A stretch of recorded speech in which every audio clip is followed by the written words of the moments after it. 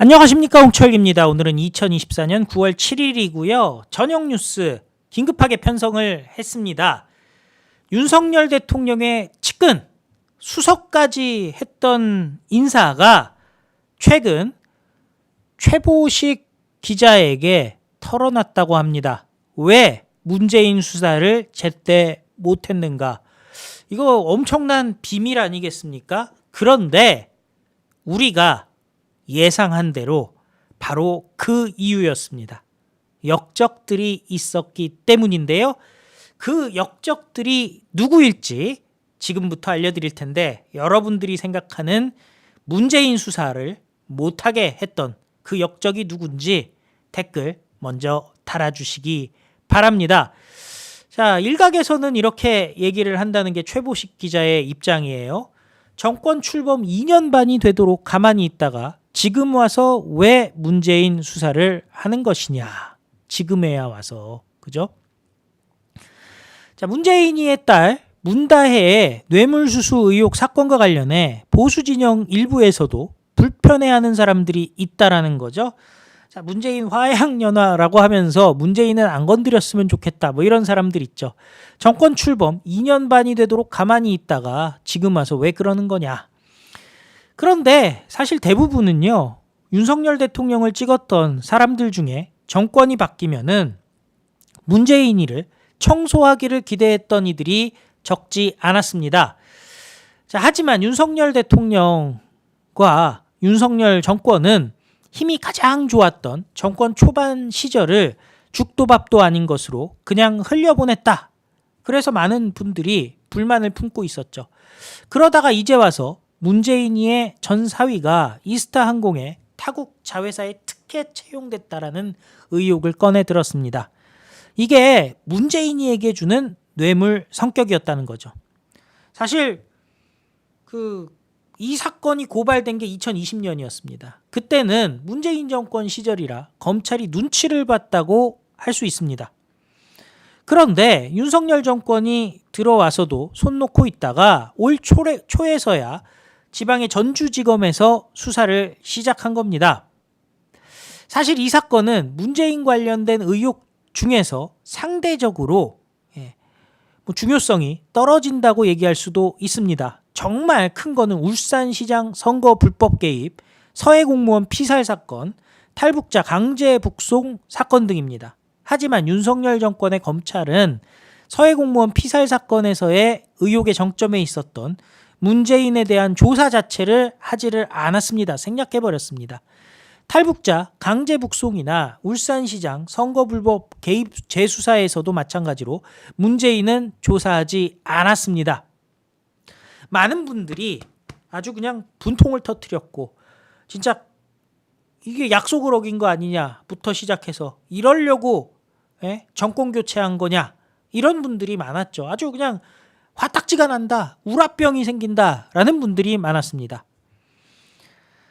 자, 문재인에 대해서 일각에서는 전직 대통령에 대한 예우 차원에서 참고인 조사도 하지 않고 사건을 종결시킨 거 아니냐, 의도적인 봐주기 아니냐, 이런 얘기들이 나왔다라는 겁니다. 거기에 문재인 정권의 한 축이었던 김명수의 경우 고발된 지 3년 5개월 만에야 검찰에 소환 통보를 받았다라는 거죠. 이 때문에 보수라면서도 윤석열 대통령을 의심하는 사람들이 있다라는 겁니다.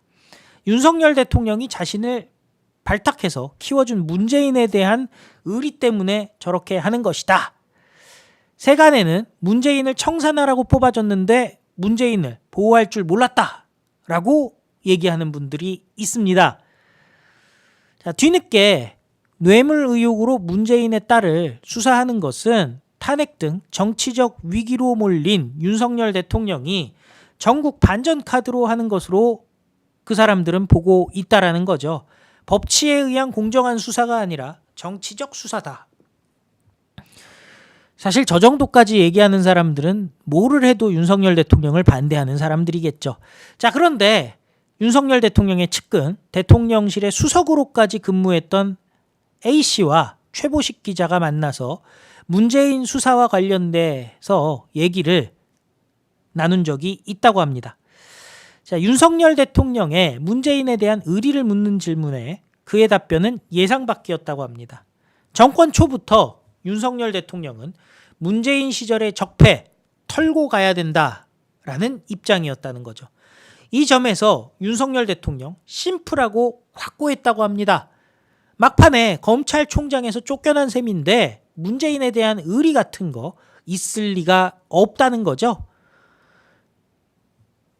그리고 오히려 윤석열 대통령이 검찰 수사진척에 대해서 불만을 털어놓는 얘기가 여러 번 있었다라는 겁니다. 대체 왜 이리 문재인에 대한 수사가 진행되지 않느냐라고 윤석열 대통령은 답답해했다라는 겁니다. 검사 출신이기 때문에 검찰 수사가 어떻게 돌아가고 있는지를 훤히 안 봐도 알 수 있기 때문에 더 불만스러웠다는 거죠. 현 정권에서 문재인 관련 수사가 지지부진했던 것은 수석을 했던 A씨에 따르면은 이원석의 문제다라고 얘기하고 있습니다. 며칠 후면은 퇴임을 하게 되죠. 자, 당초 한동훈 법무부 장관이 사법연수원 동기인 이원석을 검찰총장 후보로 적극 추천했을 때 윤석열 대통령은 이원석 수사 스타일로 잘 해낼까 긴가민가 했었다라는 거죠. 사실 윤석열 대통령이 검찰총장 대리체제로 3개월을 뒀던 이유는 한동훈이 추천한 이원석을 믿을 수 없기 때문입니다. 그런데 한동훈이 적극적으로 어필을 했다라는 겁니다. 그때만 해도 한동훈을 동생처럼 신임했기 때문에 그럼 둘이서 알아서 잘 해봐라 라고 한동훈의 청을 받아줬다는 거죠.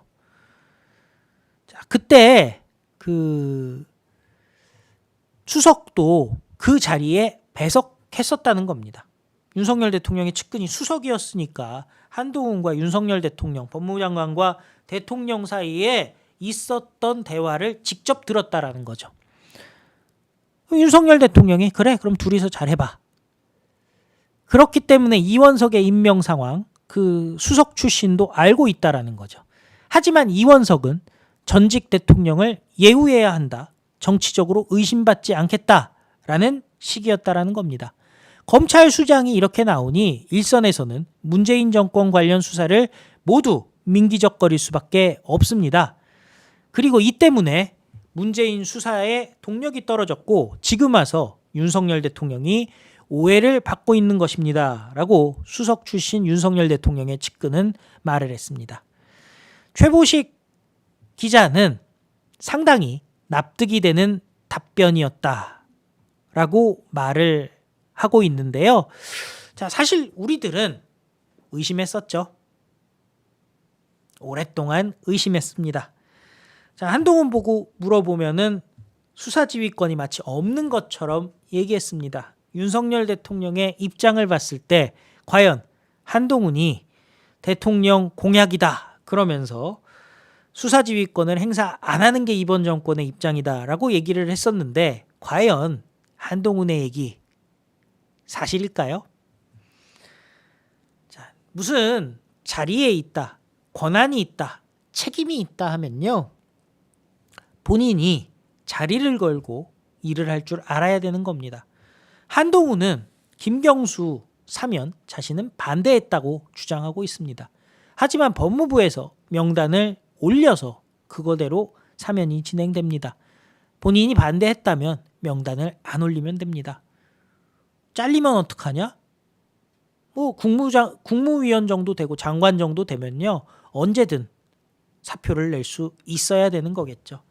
마찬가지입니다.